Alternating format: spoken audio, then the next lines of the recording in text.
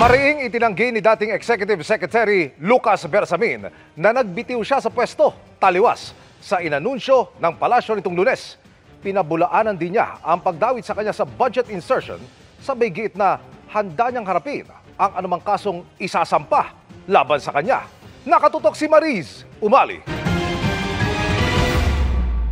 President Ferdinand R. Marcos Jr. has formally accepted the resignations of Executive Secretary Lucas P. Bersamin out of delicadeza, after their departments were mentioned in allegations related to the flood control anomaly.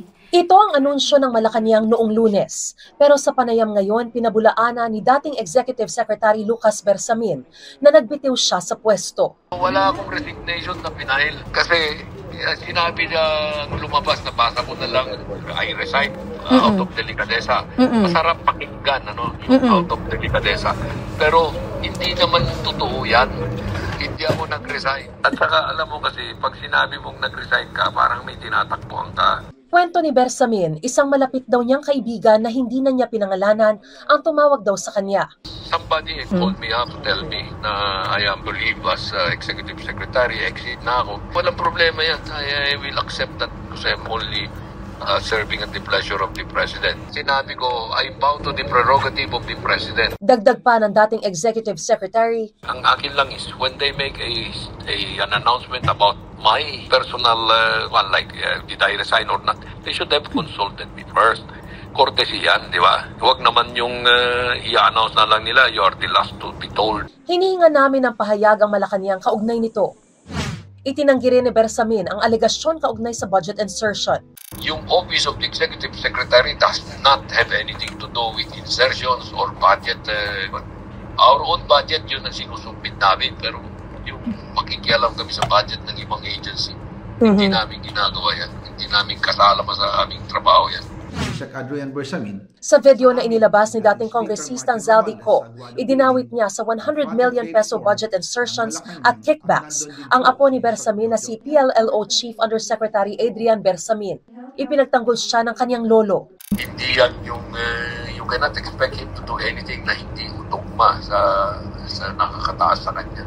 If Senator Lacson has the evidence, when we will respect his declaration there.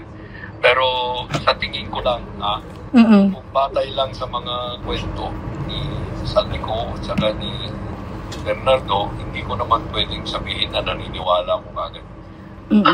Alam mo, naging judge, abogado ako, naging judge ng matagal. Itong mga bagay nito, yung mga paratang na ganito, should ultimately be established in court.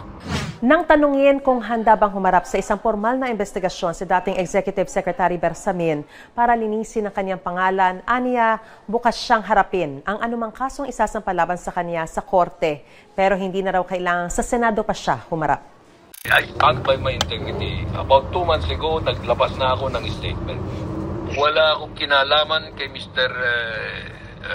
Bernardo at saka kay Reggie Bulaybar. Kung meron bang mga tao na gusto akong i-implicate dyan, itigil nyo na yan, i-demanda nyo na lang ako para sagutin ko ng tama. Kasi right now, puro innuendo, puro mga pasaring. Patunayan nyo na lang yan kung meron kayong patunay. Kung chismis lang, wag naman. Dahil ang social media napakabilis na makasira. Para sa GMA Integrated News, Mariz Umali, nakatutok, 24 oras.